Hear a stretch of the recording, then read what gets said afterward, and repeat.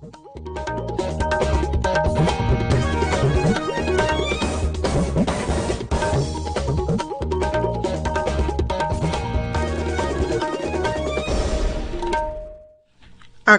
इम्फाल नयनी देवी ने पाव पाजरी अहनबद मरु ओइबा पाव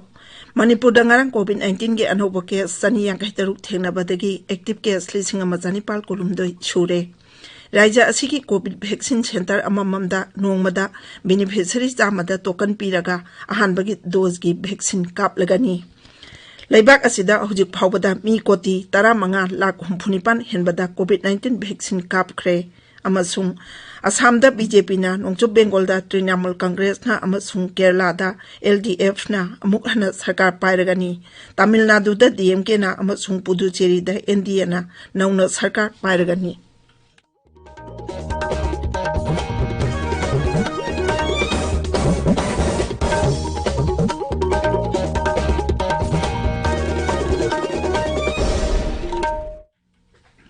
लेबाक असिदा कोविड-19 की लाइचत अमुक हना संदोरकलिबा सिगी येंगलगा चेक्सिनबा वाटपगी थौंग सिंग तोपिनबा हाइजरी तंगाई फदबा चेक्सिन थौरांग सिंगाकना चटपगा लोइनाना चै ताना निपानगी मथक्ता लेबा मियोय खुदिमक सुखसोय सोयदना वैक्सीन कापथोकपियो युमदगी हेक चथोकपदा फेस मास्क उपियो मी अमगा की मरक्ता फुट 6 लापना लेबियो माय मिट अमदि खुद सातोयना हमदोक्तुना तरु तनाना थंबियो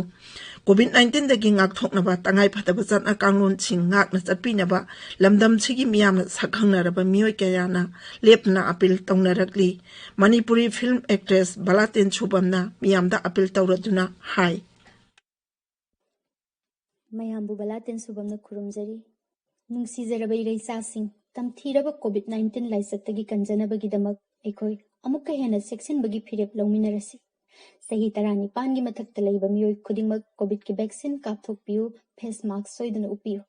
मी अमगा की मरक्ता फुट 6 लापना लेबियो हैंड सैनिटाइजर सिजिनबियो हैंड वॉश नत्रगा सापोन सिजिनदुना खुद सा सेंगना हंबियो लाइचत असिदगी ngaktoknaba matam gi lengakna piba tangai fadaba chatna kanglonsing एखोई खुदिंगमकना ngakna chatminasi सेक्शन बाहाइबसिना लाइचत असि चंगहनदनबगी ख्वाइदगी फरबा पांबैनी मयामबो मुकाहना खुरुमजरी हौजी मपुंग ओइबा पाव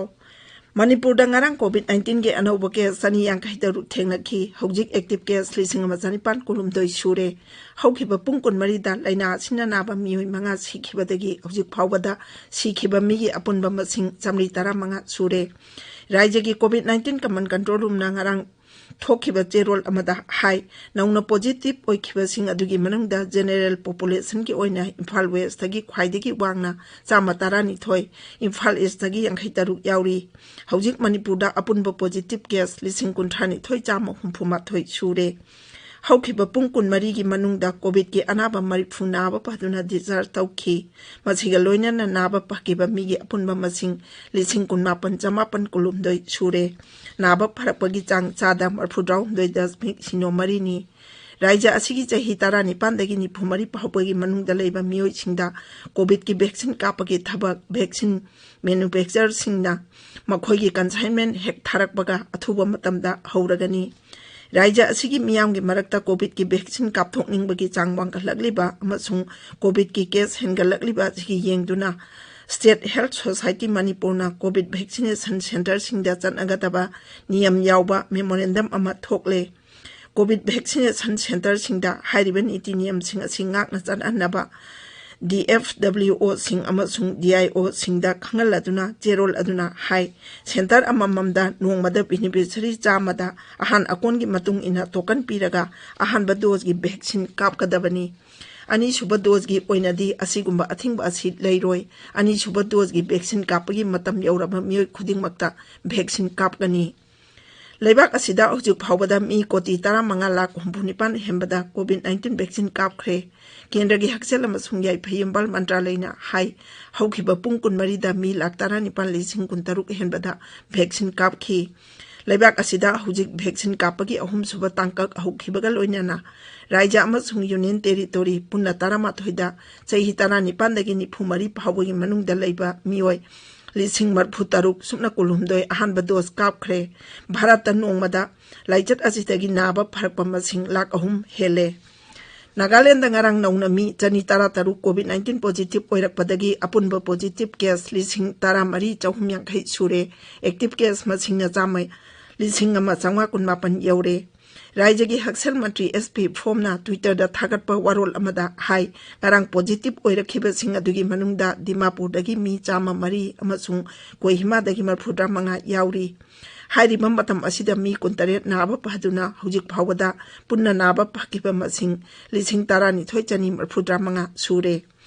Meghalai da ngarang COVID-19 na naba mi manga sikhi makhoidugi manungda marina East Khasi Hills jila dagi amasung amana East Jayantiya jila dagi ni ngarang nauna mi chahung kunma thoi positive oirakhi chama yankhai mari naba phakhi Directorate of Health Services na hai Raija asida hujik phawada positive oiba punma masing lising tara tare chamri kunmapan sure naba phagibana lising tara manga chamri kunmapan yaure hujik active case lising amachanipan kunma thoi leri punna sikhiba masing na chama humphura mapan sure Meghalai da hujik phawada mi lakh ani lising mafudani pan Chanipan manga vaccine kapkhre madugi manungda mi lakh ani lising kuntra taruk supna manga da ahanba dose amasung mi lising humphuni thoi chanipan da ani chuba dose kapkhiba yauri tabiriba paw ase Akashbani Imphal dagini Assam da BJP na lujingbai NDA na amuk ana sakti pairagani apunba sit chama kuntaruki manungda NDA na sit humphura manga phangle masigi manungda BJP na sit humphu masiga chungchinariba somgana parisana sit mapan amasung UPPL na sit taruk phangki Congress na sit kunapan phangle masiga chungchinariba AIUDF na sit tara phangle Assamgi Mukhyamantri Sarbananda Sonowal na hai Raija asida dol asina mai pakliba si Assam miyamgi mai pakpani AIR News ga unabada Mukhyamantri na hai voter singna hokhiba chahi mangada sarkar na tawkiba aphaba thabak sing adubu saugatli Mikhal manungda mateng pangbibagi damak mahakna Pradhan Mantri Narendra Modi Grih Mantri Amit Shah masung kendragi atai mantri singbu thagatki Sri Sonowal na dolgi National President JP Nada yauna dolgi thaupuba khudingmak pusu thagatki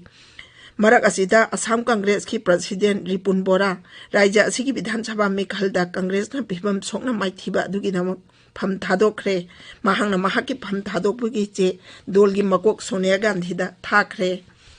Nungchu Bengal da Trinamool Congress na ahumlak subo ina amuk hana sarkar pairagani adum moinamak Mukhyamantri Mamata Banerjee Nandigram Vidhan Sabha Kendra da BJP ki Subhendu Adhikari ki makhutta maiti haure Subhendu Adhikari na Mamata Banerjee dagi vote masing lising ama chamapan yankhai taru henduna kakhi handaki Mikhal asida Trinamool Congress na sit chani mapan phangle sit mari da mangjil thaduna chatli BJP na sit humphura taruk phangle amada mangjil thari Left Front Congress amasung nauna sembai Indian Secular Front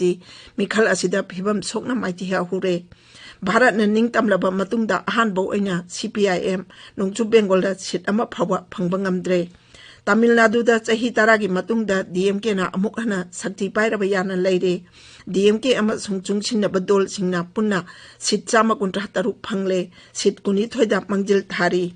Kerala da Left Democratic Front na amuk hana sakti pairagani sit chamani phulaiba Raija Vidhan Sabha da CPM na sit humphuni thoi CPI na tara taret Congress na kunma thoi IUML na tara manga phangle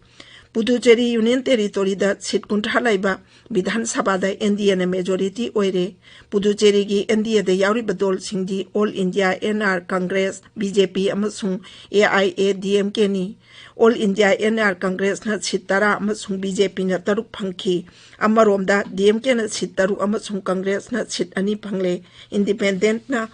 taruk kare Loisilakpata COVID-19 dagi ngakthongnaba face mask supa phutaruk lamna na leiba khucha amadi maimi taru tanana thamba haiba achamba thong ahum singak na chapinaba amuk ana ingsingjari aroibada maruiba paw amu anna Manipur da ngarang COVID-19 ge anoba ke sani yankai taruk thengnabadagi active case lising ama chanipan kulumdoi sure Raija asigi COVID vaccine center amamamda nongmada beneficiary chamada token piraga ahanba dose gi vaccine kaplagani Leibak asida hujik phawbada mi koti 15,64,000 henbada COVID-19 vaccine kapkhre amasung Assamda BJP na nongchup Bengal da Trinamool Congress na amasung Kerala da LDF na amukana sarkar pairagani Tamil Nadu da DMK na amasung Puducherry da NDA na nauna sarkar pairagani paulujere.